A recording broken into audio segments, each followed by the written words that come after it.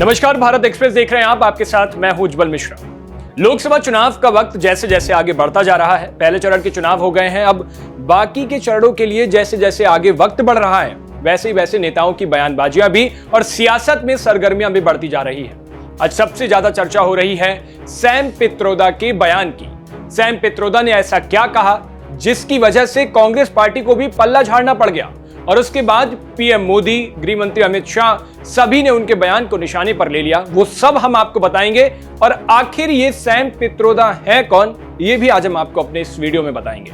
पहले आपको बताते हैं कि सैम पित्रोदा है कौन। सैम पित्रोदा के अगर आप मोटा माटी पर चलेंगे तो ऐसे कहिए कि सैम पित्रोदा आधुनिक संचार क्रांति के जनक कहे जाते हैं। 1984 में तत्कालीन सरकार ने इनको वापस बुलाया था, और उसके बाद इन्होंने भारत में आकर ऐसे संचार क्रांति के बहुत सारे काम किए। बहुत ही कम लोगों को पता होगा कि सैम पित्रोदा का राजीव गांधी के साथ बहुत अच्छे रिश्ते थे, हालांकि ये तो जगजाहिर है, और उसके बाद राजीव गांधी की वजह से ही राहुल गांधी के वो करीबी हो गए। राहुल गांधी के करीबी हो गए उसके साथ साथ इसलिए भी अहम है क्योंकि कई बार राजीव गांधी सैम पित्रोदा से बहुत चीजों में सलाह लेते थे, इसीलिए वो राजीव गांधी के खास सलाहकारों में एक माने जाते हैं। बहुत ही कम लोग ये जानते हैं कि सैम पित्रोदा का असली नाम क्या है। सैम पित्रोदा का असली नाम जानकर आपको हैरानी होगी। उनका असली नाम है सत्यनारायण गंगाराम पित्रोदा। उनकी वेबसाइट पर आप जाएंगे sampitroda.com पर, तो कई सारी ये सारी चीजें लिखी हुई हैं। ओडिशा में उनका जन्म हुआ, उसके बाद गुजरात के जाकर बसे, वो महात्मा गांधी से प्रेरित थे। ये सारी उनकी पूरी कहानी, और मौजूदा वक्त में इंडियन ओवरसीज कांग्रेस के वो अध्यक्ष हैं। अब आप ये सुनिए कि सैम पित्रोदा ने क्या कहा। दरअसल उन्होंने न्यूज एजेंसी को एक इंटरव्यू दिया जिसमें, और वो इंटरव्यू शिकागो से दिया, और उसमें उन्होंने अमेरिका के इनहेरिटेंस टैक्स की बात कही।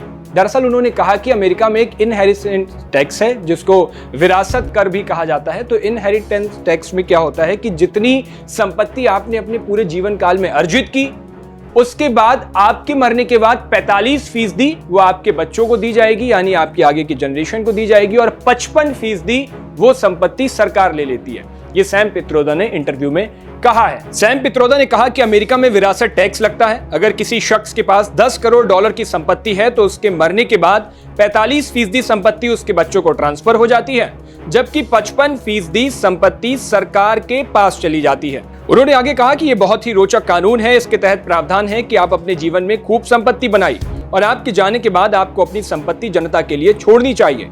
पूरी संपत्ति नहीं, बल्कि आधी, जो मुझे सही लगता है। लेकिन भारत में ऐसा कोई कानून नहीं है। यहाँ अगर किसी के पास 10 अरब रुपए की संपत्ति है तो उसके मरने के बाद उनके बच्चों को सारी की सारी संपत्ति मिलती जाती है, और जनता के लिए कुछ भी नहीं बचता। उन्होंने आगे ये भी कहा कि मुझे लगता है इस तरह के मुद्दों पर लोगों को चर्चा करनी चाहिए। मुझे नहीं पता कि इस चर्चा का निचोड़ क्या निकलेगा। राहुल गांधी ने या कांग्रेस के घोषणा पत्र में अमीरों की संपत्ति बांटने का कहीं कोई जिक्र नहीं है, बल्कि ये कहा गया है कि कांग्रेस पार्टी ऐसी पॉलिसी बनाएगी जिससे संपत्ति का समान वितरण होगा। अब सैम पित्रोदा के इस बयान को लेकर बीजेपी लगातार उन पर हमलावर है। आपने देखा होगा कि पीएम मोदी पहले ही, बहुत दिनों पहले, और बीजेपी के लगभग सभी आलाकमान नेता ये कह रहे थे कि कांग्रेस का जो मैनिफेस्टो आया है उसमें वो आपकी संपत्तियां छीन लेंगे। पीएम मोदी ने तो आज सैम पित्रोदा के बयान के बाद छत्तीसगढ़ की एक रैली में यह तक कह दिया कि कांग्रेस की लूट का जो मंत्र है वो ये है कि जिंदगी के साथ भी और जिंदगी के बाद भी। इतना ही नहीं, गृह मंत्री अमित शाह ने भी कहा कि आज कांग्रेस पूरी तरह से बेनकाब हो गई है। आप पहले दोनों नेताओं के बयान सुन लीजिए। कांग्रेस पार्टी सैम पित्रोदा के बयान के बाद कंप्लीटली एक्सपोज हो गई। सबसे पहले घोषणा पत्र में सर्वे, मनमोहन सिंह का पुराना बयान जो कांग्रेस की लेगेसी है कि हम देश के संसाधन पर सबसे पहला अधिकार माइनॉरिटीज का मानते हैं, और अब इनके मैनिफेस्टो बनाने में जिनकी अहम भूमिका है वो सैम पित्रोदा का बयान कि संपत्ति के बंटवारे पर विचार होना चाहिए। अमेरिका का हवाला देते हुए इन्होंने कहा कि 55% संपत्ति सरकारी खजाने में जाती है। अब जब प्रधानमंत्री जी ने ये मुद्दा उठाया, राहुल गांधी, सोनिया गांधी और पूरी कांग्रेस बैकफुट पर आई कि हमारा मकसद ये नहीं है। परंतु आज सैम पित्रोड़ा जी के बयान ने कांग्रेस का मकसद देश के सामने स्पष्ट कर दिया है। वो देश के जनता की निजी संपत्ति का सर्वे कर निजी संपत्ति को सरकारी खजाने में डालकर जो उन्होंने यूपीए के शासन में तय की थी प्रायोरिटी कि देश के संसाधन पर सबसे पहला अधिकार माइनॉरिटी और उसमें भी मुस्लिम लोगों का है, उस प्रकार से इसका बंटवारा करना चाहती है।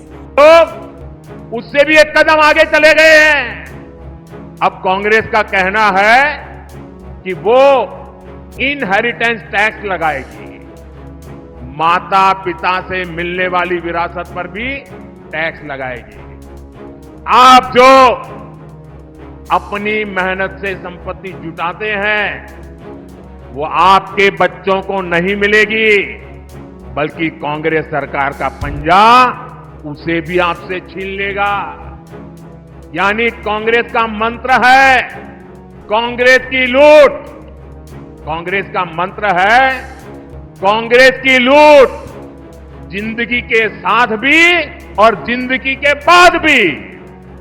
अब जब बीजेपी की तरफ से इस पर ताबड़तोड़ हमले किए गए, खुद पीएम मोदी जब इस पर एक जनसभा में बोले, तो फिर कांग्रेस की ओर से भी बयान आया। कांग्रेस नेता जयराम रमेश ने कहा कि अपनी बात कहने की सभी को आजादी है, लेकिन पूरी तरह से कांग्रेस ने सैम पित्रोदा के इस बयान पर पल्ला झाड़ लिया है। यानी कांग्रेस सैम पित्रोदा के साथ खड़ी नजर नहीं आ रही है। और उसकी वजह यह है कि पिछले दिनों जब राहुल गांधी ने कहा था कि हम फाइनेंशियल और इंस्टीट्यूशनल सर्वे कराएंगे पूरे देश भर में अगर सरकार आती है, और उसके बाद संपत्तियों का बंटवारा किस तरह से किया जाएगा, ये देखने वाली बात होगी।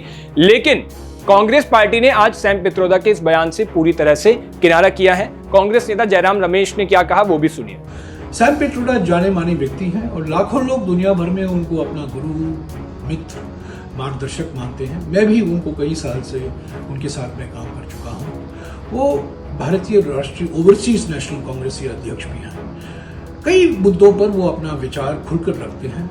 जो मुद्दे वो उचित समझते हैं, जो महत्वपूर्ण समझते हैं, वो उन पर अपनी राय देते हैं। पर इसका माने ये नहीं है कि ये जो राय उनकी राय है ये भारतीय राष्ट्रीय कांग्रेस की राय है। अक्सर ऐसा होता है कि उनके विचार और भारतीय राष्ट्रीय कांग्रेस के विचार मिलते नहीं है। अभी अभी जो इनहेरिटेंस टैक्स को लेकर उन्होंने कुछ टिप्पणियां की हैं, वो हमारी भारतीय राष्ट्रीय कांग्रेस की पोजीशन नहीं है।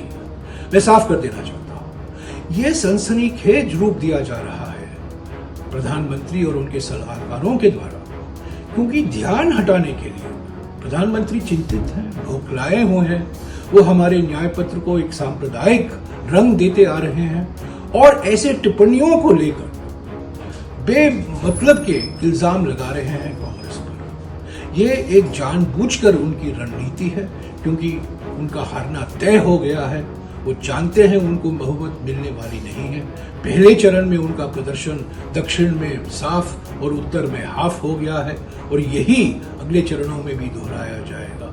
तो ये सब असली मुद्दों से ध्यान हटाने के लिए किया जा रहा है। अब जब कांग्रेस नेता जयराम रमेश का ये बयान आया और उसके बाद ये पता चला कि कांग्रेस सैम पित्रोदा के साथ नहीं खड़ी है, उसने अपने को अलग कर लिया है, तो सैम पित्रोदा का इंटरव्यू के बाद, इस बयान के आने के बाद उनका ट्वीट भी अहम रखता है। उन्होंने एक ट्वीट भी किया और उसमें कई सारी चीजों का जिक्र किया। सैम पित्रोदा ने अपने सोशल मीडिया प्लेटफॉर्म एक्स पर लिखा, किसने कहा कि 55% संपत्ति को छीन लिया जाएगा? किसने कहा कि भारत में ऐसा कुछ किया जाना चाहिए?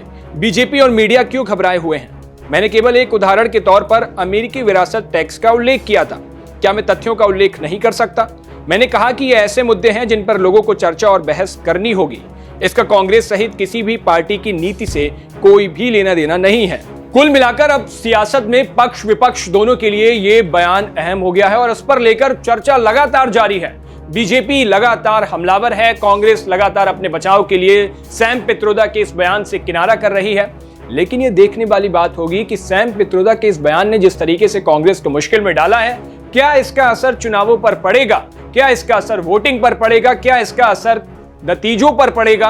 और क्या ये पूरा लोकसभा चुनाव अब सैम पित्रोदा के इस बयान के बाद से बदलने वाला है? आपकी इस पर क्या राय है, हमें कमेंट बॉक्स में जरूर बताइएगा। देश और दुनिया की बाकी तमाम खबरों के लिए देखते रहिए भारत एक्सप्रेस। शुक्रिया।